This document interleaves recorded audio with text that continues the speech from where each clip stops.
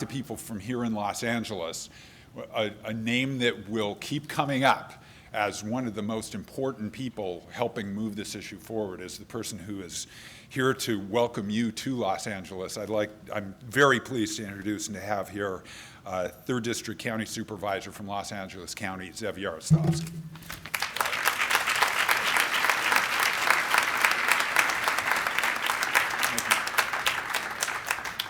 Thank you very much. First of all, how many of you are from out of town? Oh, this is great. So you're the traffic problem I had this morning.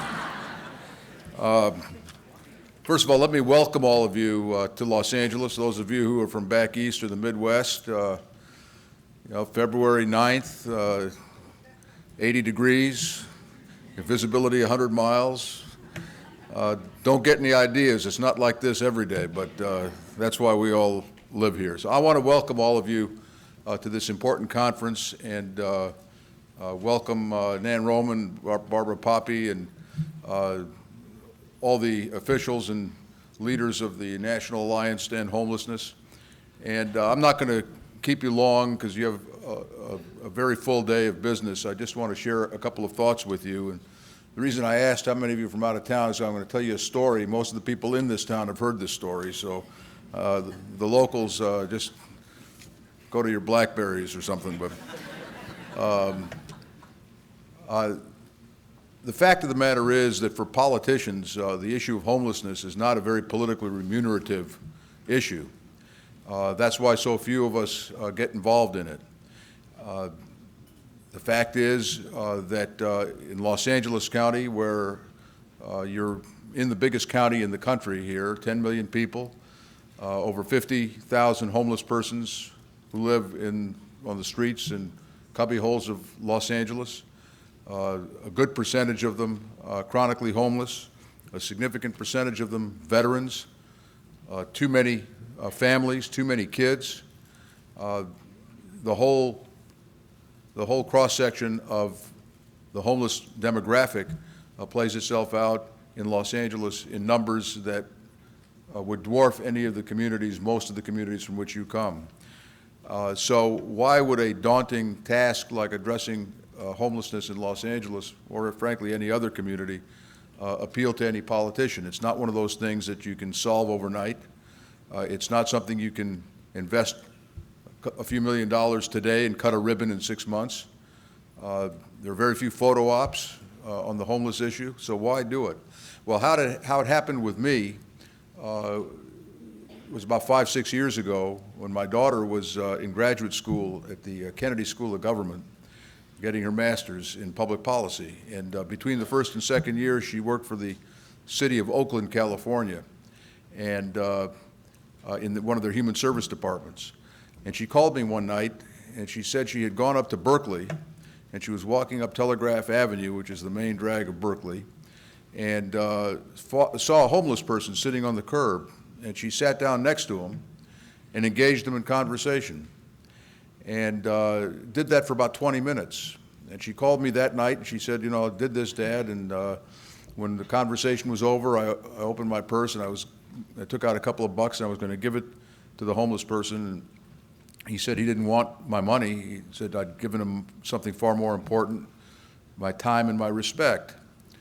And I said, that's very touching, in my typical fatherly, insensitive fatherly way. And then she said, but Dad, here's the other thing. We sat there for 20 minutes and hundreds of people walked by us on Telegraph Avenue, and not one of them made eye contact with either one of us. And that got to me because I realized that could have been me, and in fact it was me.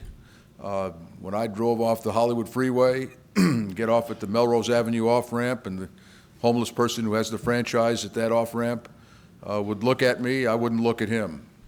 And I guess I figured that if I didn't make eye contact with him, there was no problem. Out of sight, out of mind. But when you make eye contact with somebody, no matter who it is, you can't ignore that person. There's something about the human nature that when you look eyeball to eyeball with somebody, you just can't, and that person's in distress. or needs help, you can't just turn your eyes away and turn yourself away and walk away. And in a sense, that was a metaphor and has been a metaphor for what our nation has done for 3 or 4 decades on the issue of homelessness. We have basically failed and refused to make eye contact with this issue. We understand it intellectually, we read the flow charts, we get the reports, we get the census of the homeless population in our cities and counties, and all of that is very interesting, but it's all numbers and it's all intellectual, it's not visceral.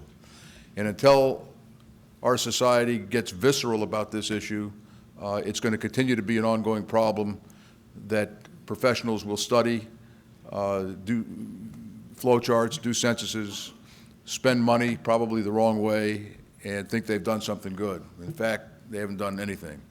There's been a sea change, I think, in this country over the last decade.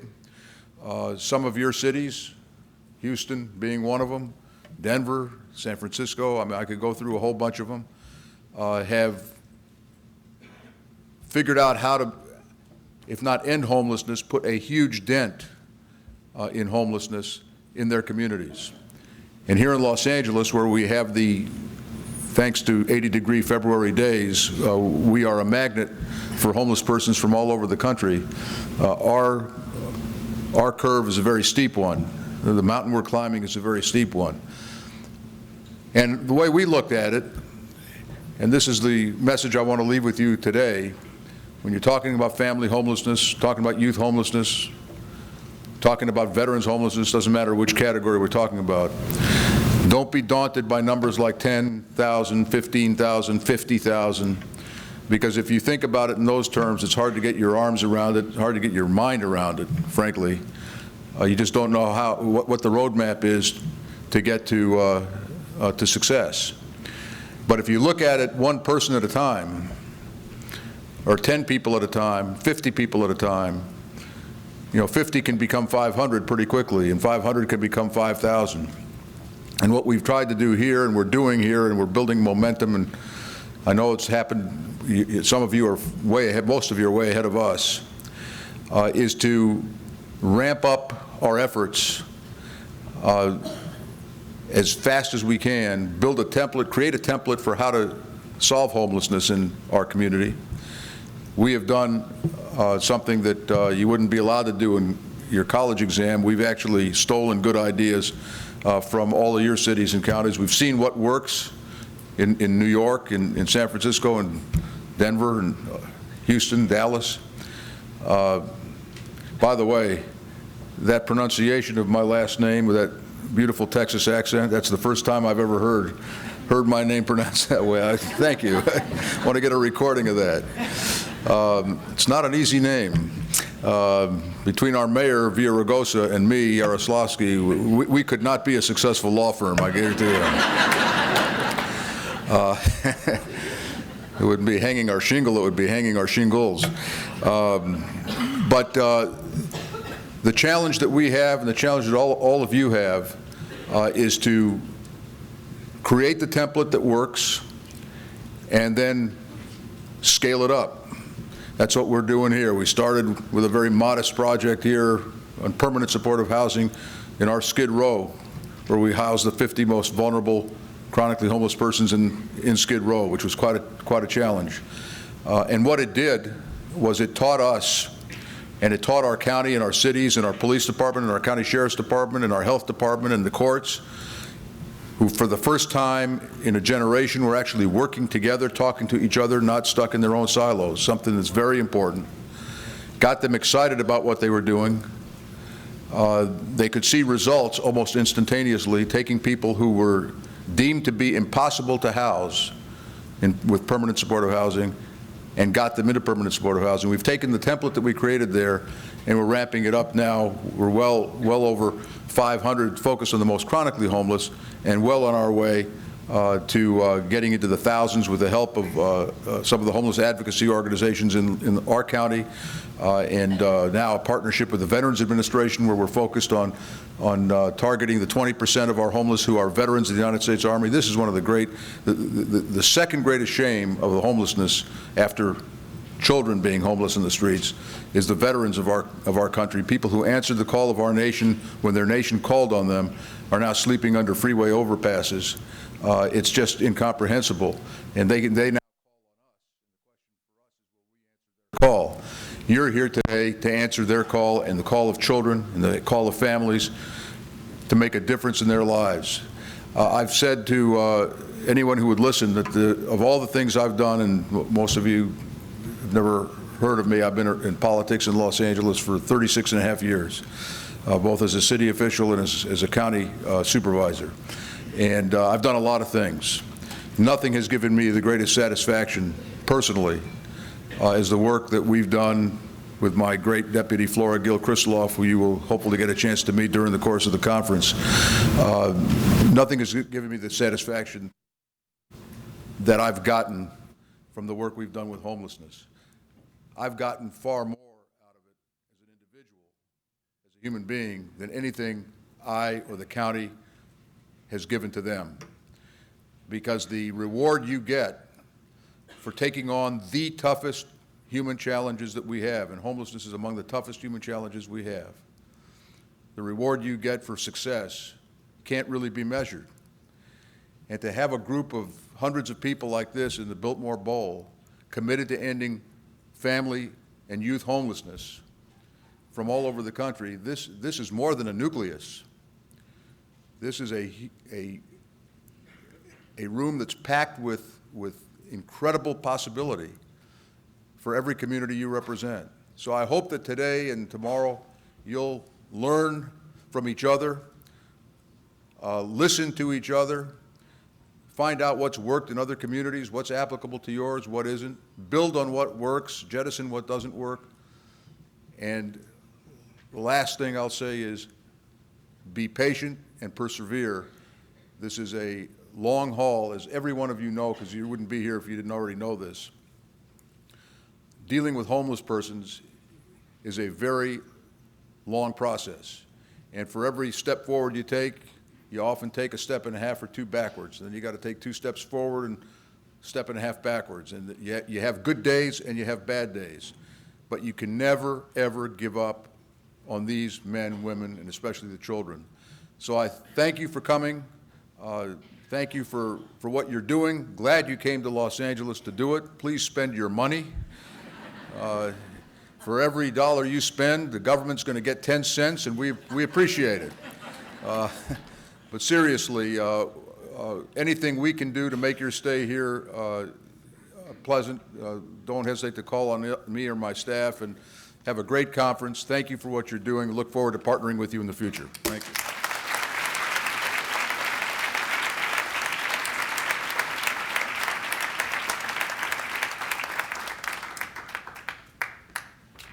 Thank you, Mr. Supervisor.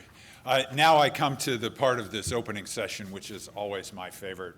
I have to say I have like about the greatest job in the world, and one of the things that makes it so great is that I get to work for Nan Roman, who's the president and CEO of the National Alliance to End Homelessness. She has been our leader and I think the most important leader nationwide on this issue for a number of years now. And it's a great honor to work with her, and I'm very happy to introduce her right now. Nan Roman.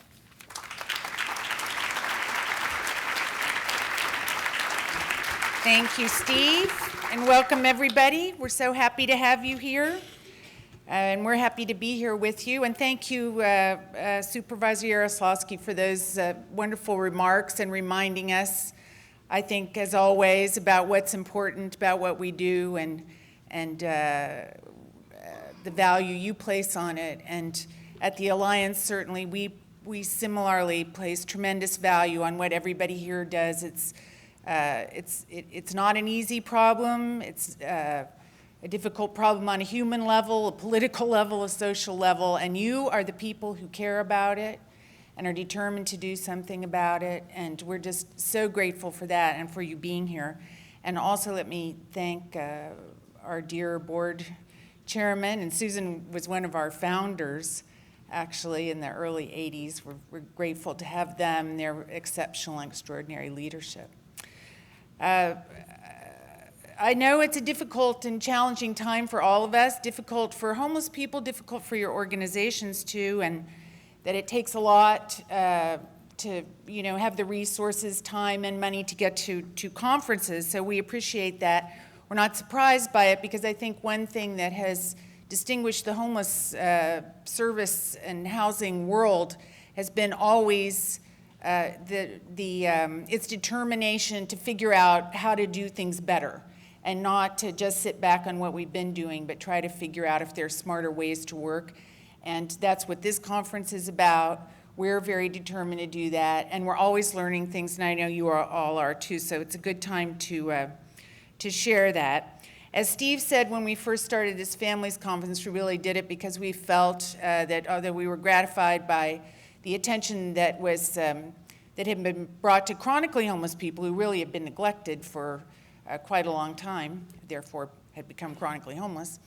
But we were worried about the families, and we felt that we needed to do something to really ramp up there, to continue to look at the data and research, to build a network of people who were working together on trying to end family homelessness, to identify that portfolio of best practices that could help us make progress, to help people adopt them, and ultimately to reduce the number of homeless families. And that was a challenging goal, but I think we've made a lot of progress there, and that framework has been adopted. It's not perfect yet, but we're getting there, and that we have made progress. And I'm going to come back to the families later, but as Steve said also on the youth issue, we really have not gotten there. We know it's a big, serious problem, but we really have made very little progress over the past few years on scaling it, on figuring out how many people, how many youth are homeless, on attracting any kind of national attention, on having a framework about how to move forward. So at this conference, in a few minutes, I'm going to take a stab at doing that. We're very excited at the Alliance about trying to really ramp up nationally on the youth homelessness issue and get a lot more attention to that and its solutions. But first, back to the families. This is a really tough time for vulnerable families. I'm not going to go into a lot of details about it because you know it so well, but the economic challenges that they face are huge. Mike pointed out that we did say in our state, we found from the data in the State of Homelessness report that the number of homeless people from January 2009 to January 2011 didn't go up appreciably. But we're very, very concerned about the future. Incomes are going down, housing prices are they're expected to continue to go up. State and locally funded support services are being cut in a lot of areas. Federal assistance is increasingly going to be cut too, as you all know, because of the budget issues federally. There have been increases in homelessness, but these have been moderated, we think, by the availability of the homelessness prevention and rapid rehousing money. So that was that $1.5 billion, you all know, in stimulus funds that we had to prevent homelessness and rapidly rehouse people. And of course, that money is gone in many communities, almost gone everywhere. And so we're not going to have that available. But we should, I think, look at what we learned from that $1.5 billion that was devoted to prevention and rehousing, because those were largely activities that were new or newer to most communities in terms of responses to family homelessness. So a few observations from us. First was that a lot of the money went to prevention. We don't know a lot in detail about the effectiveness of the money that went into prevention, but based on what we do know, we don't think that it was very well targeted, the prevention efforts. People who receive prevention assistance, families that receive it, should look pretty much exactly the same as the families who are actually in shelter, right? That just makes sense, that you would want to help families that are likely to become homeless. You would look at the ones that did become homeless to see what their characteristics were. If you're helping people that don't look like the families that enter the shelter system, those were probably families that wouldn't have become homeless without your help. But there were a lot of places where the eligibility criteria for those receiving prevention assistance was way too high, really, and did not mirror the characteristics of families that were in the shelter system. On the other hand, we also know that the number of homeless families nationally didn't go up appreciably during the HPRP period. So there was something about that intervention that was working well to some extent. In terms of rehousing, I think we know a little, I think the success is a little clearer. Where there's data about rapid rehousing, the data looks good with success rates in the 80 to 90% rates area, someplace even higher, meaning that 80 to 90% of people who got rapid rehousing assistance did not return to homelessness, at least in the short run, because we don't have a long run yet, since the money has been out there that long. But in any case, that was a lot of money, and HPRP is going away, and I think that is obviously very concerning for the future. And not only are we going to lose HPRP funds, but we're very concerned that federal funds generally are going to start shrinking. The homeless funds, maybe we'll be able to hold on to, but even if we are, the other housing funds and services funding that helps protect families from becoming homeless probably is going to be shrunk.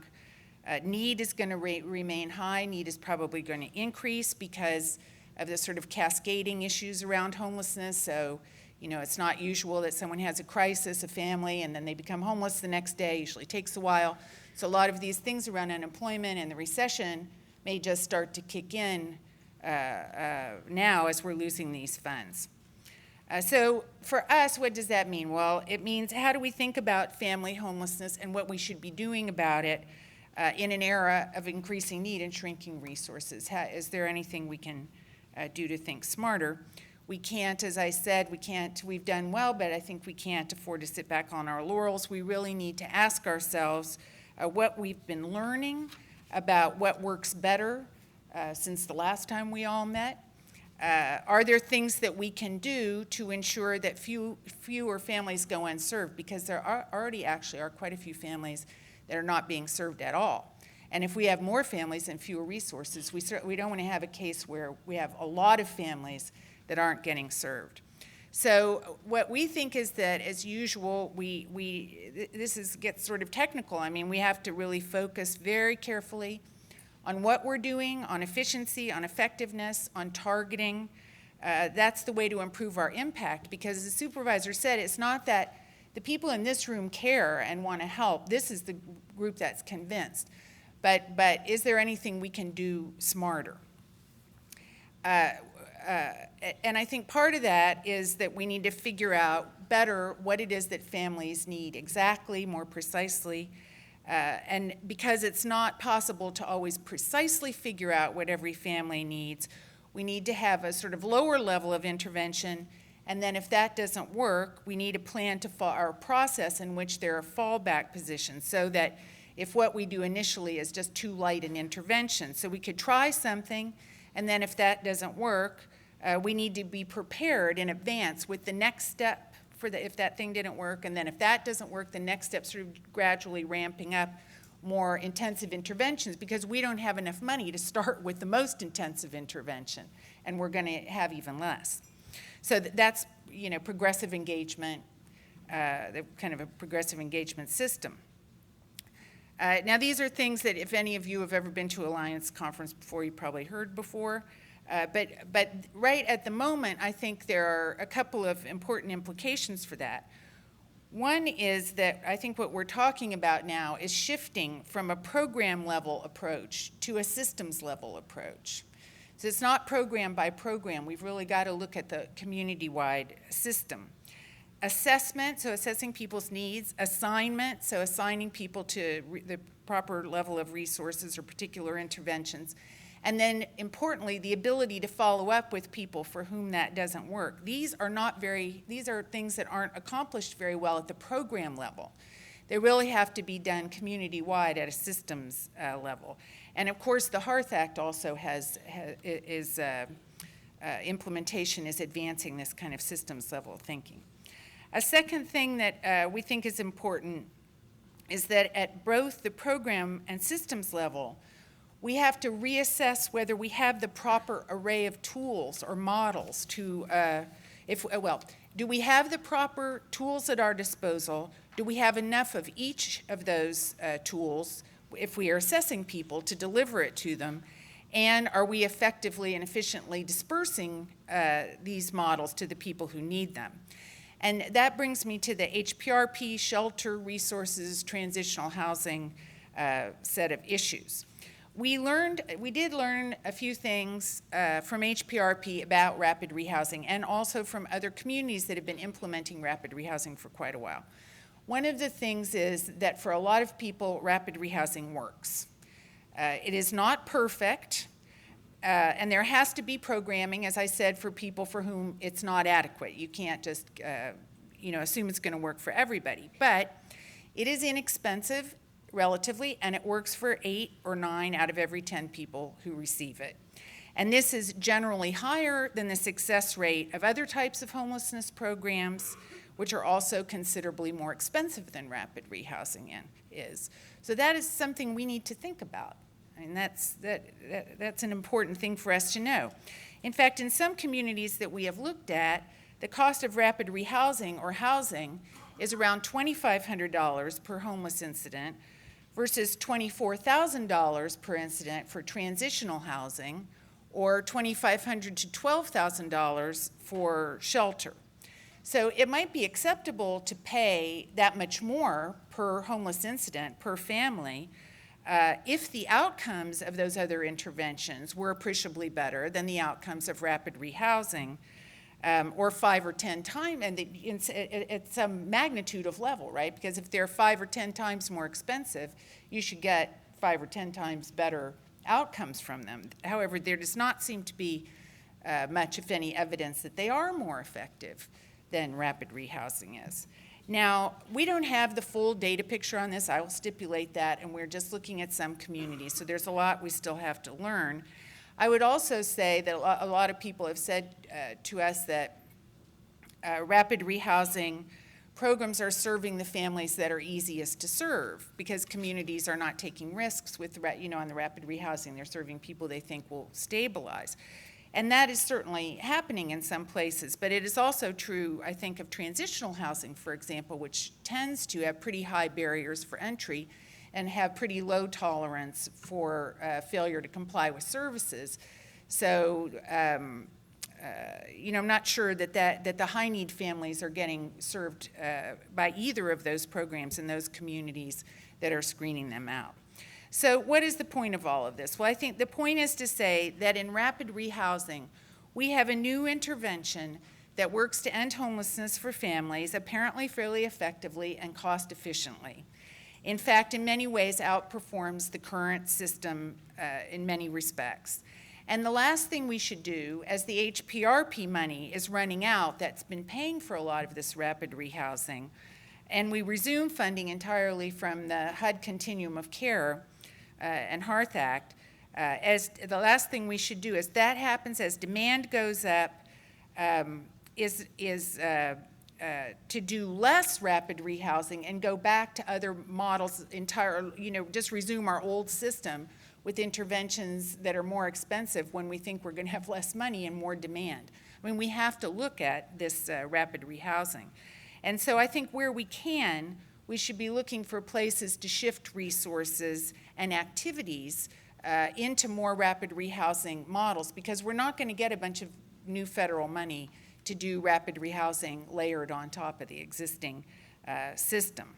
And I know that there are many places where that's happening already, where organizations that have been doing different kinds of intervention models are doing more rapid rehousing with their resources.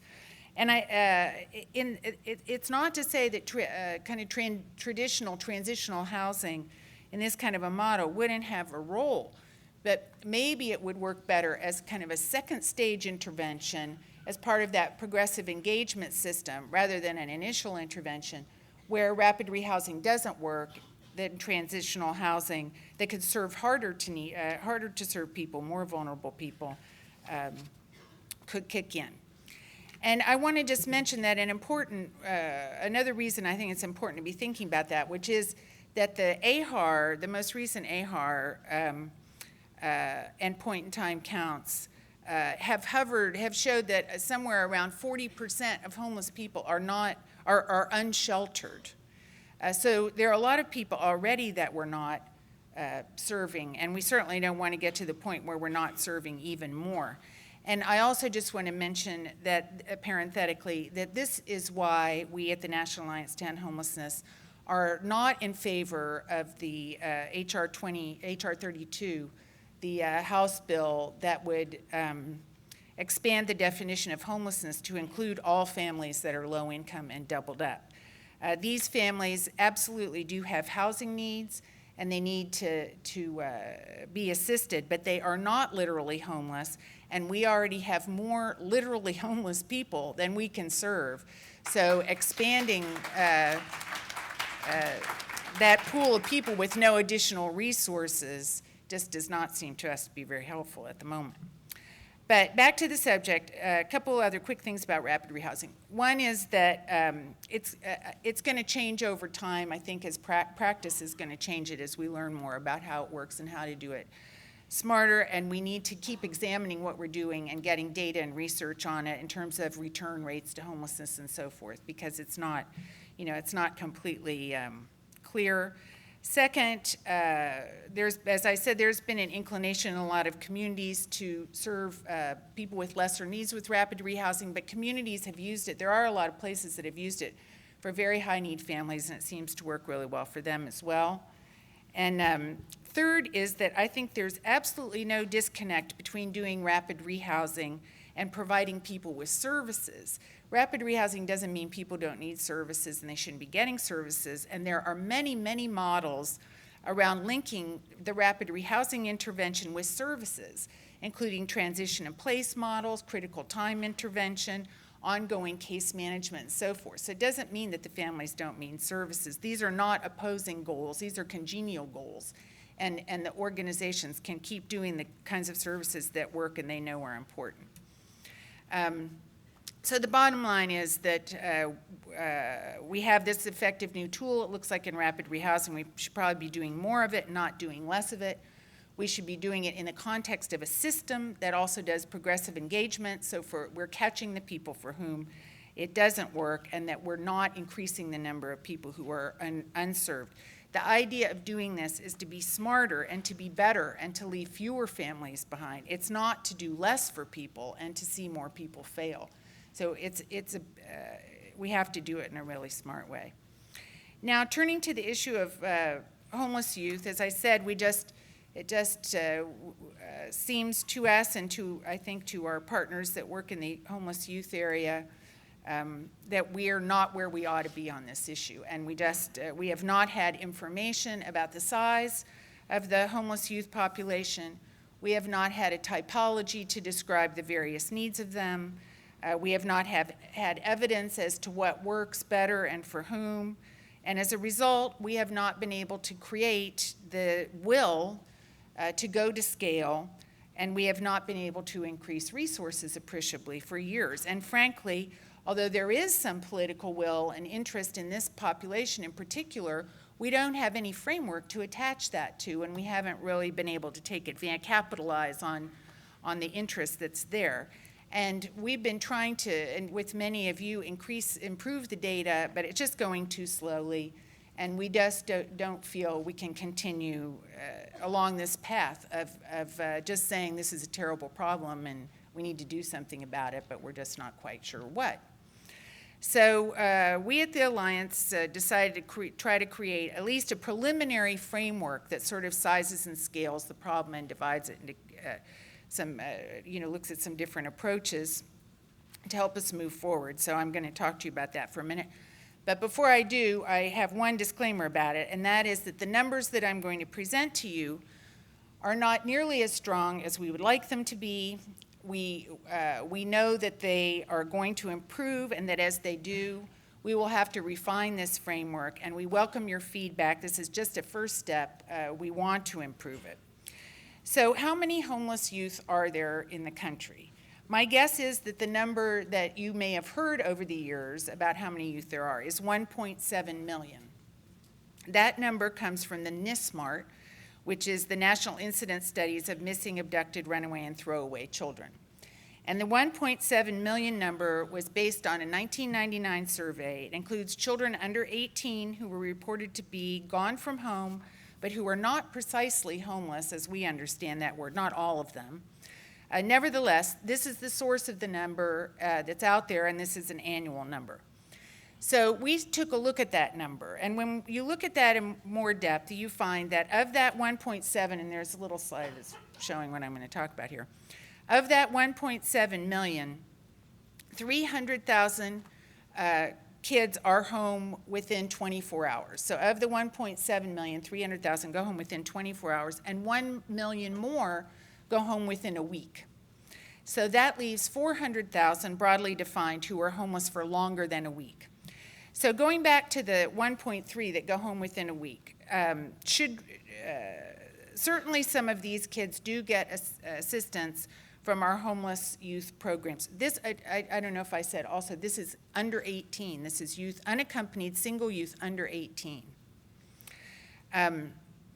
Our homeless youth programs probably serve about 50,000 kids a year.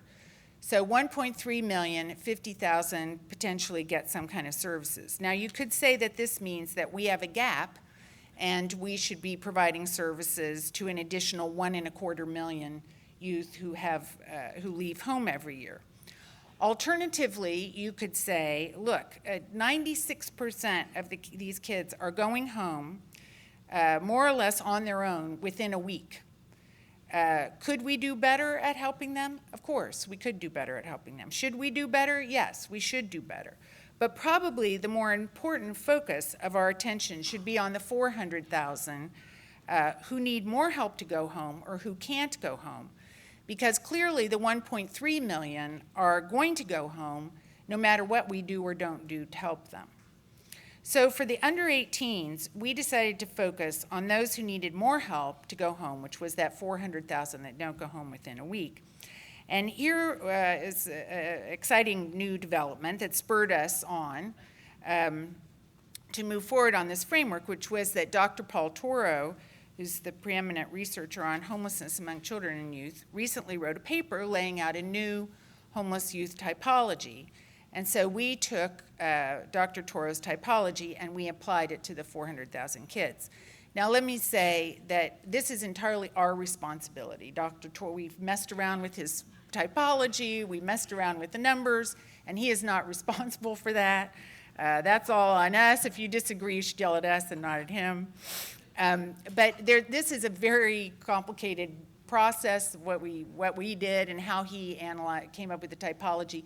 And there's a workshop right after this, the Blueprint to End Youth Homelessness workshop, if you're interested in it. And Dr. Toro will lay out his typology in more detail. Samantha Batko, who did all of this, figured all this stuff out for us, will talk about what we did. And we have two other really exceptional speakers that are going to reflect on this issue, so you can get more detail there. But anyway, what we came up with was of the 400,000 single unaccompanied youth, 85%, or 327,000 of the kids, are still connected to school or home. So we called that temporarily connected. 2/3 of those, I should just say, will return home within a month. So 85% temporarily connected. The remaining 15%, about 55,000, are unstably connected to school or home or unconnected, about half in each group.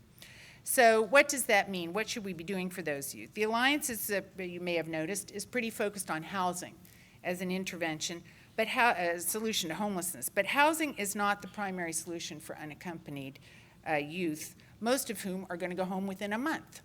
In the case of these under 18 single homeless youth, the major solution is reconnecting with family.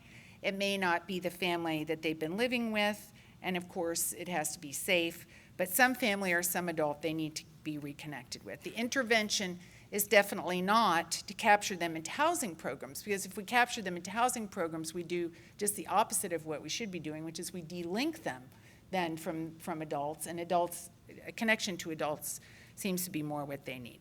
So the kids are going to go home. We need to help them go home and connect to services for their families. The small percentage of youth who have no connection to school or family and who will not be able to go home also tends to have more significant disabilities. So this probably sounds familiar to the adult homeless data. For them, permanent housing or permanent supportive housing is probably a good option. recognizing that the adult connection will still be needed. Transitional housing also functions essentially as permanent housing in that context. Okay, so that's the under 18s. On to the 18 to 24-year-old single unaccompanied youth. We basically sized that using HMIS data at about 150,000 kids. We believe that that number we know that that number is low. We applied Dr. Dennis Culhane's single adult typology to that population to see the dimensions of need in that group. Again, about 80%, or 122,000, will have a short spell of homelessness, probably non-recurring. About 20% would have episodic or long-term stays, about half each. So that's about 28,000 kids with higher needs. For all of these youth, these are older youth, right? So family intervention and reunification should still be an important strategy. But with respect to housing, rapid rehousing is probably something to look at for the short-term group. For the longer-term episodic and chronic group, rapid rehousing might be appropriate. Many will need more intensive housing interventions. For the 10% or 15,000 who are chronically homeless, a transition in place housing or permanent supportive housing could be considered. And finally, the third group we need to consider is homeless families in which a parent is under 24. Again, the data is weak, but such families generally use the adult homelessness system. Approximately 25% of homeless families in a year have parents who are under 25. So we can estimate that at around, that group at around 150,000 people per year. Now that's the parents and their children. So this is the young parents under 25 and their children. So all that 150,000 is not actually what you might call youth. While the adult family system largely addresses their needs, maintaining connections to adults is critical. Also, the Alliance has been working with several groups here in LA and elsewhere on a Young Families initiative that was funded by the Hilton Foundation. And it's become extremely apparent through that program that specialized programming for young parents who are themselves still developing is rarely, if ever, available. And we could do a much better job of programming, I think, for this fairly significant group. So this is very complicated, but let me pull all of these three things together and summarize. First, a lot of kids become homeless every year. That's what this data says. That's a lot. It's a very common thing. But most of them go home more or less on their own, the vast majority. It appears that somewhere around 550,000 single unaccompanied youth under 24 do not go home so quickly. So that's a pretty sizable number, 550,000. Of those, however, around 450,000 remain connected in some way to family or school, and in many cases, their homelessness episode will be brief and not repeated. That episode could be even shorter if they had more help connecting with their families, and if we had a good crisis system. It would be even better, of course, if we had a crisis system for the families that prevented these things from happening in the first place. For nearly 100,000 unaccompanied youth, issues are more serious. Their connection to home or school is more tenuous or non-existent, and of that 100,000, about 40,000 probably have a disability or a more serious problem. All of them would benefit from connection to the family, but the chronic population probably needs also more housing linked to services, permanent supportive housing. So the picture on unaccompanied homeless youth is very similar to that of homeless adults. A big portion are going to go back on their own, much smaller portions with more acute needs that we need to focus in. And probably the current homeless youth system is mostly seeing that slice of people who have higher needs. The difference between adults and youth, I think, is largely in the solution. Not for youth, more about families, for adults, more about housing.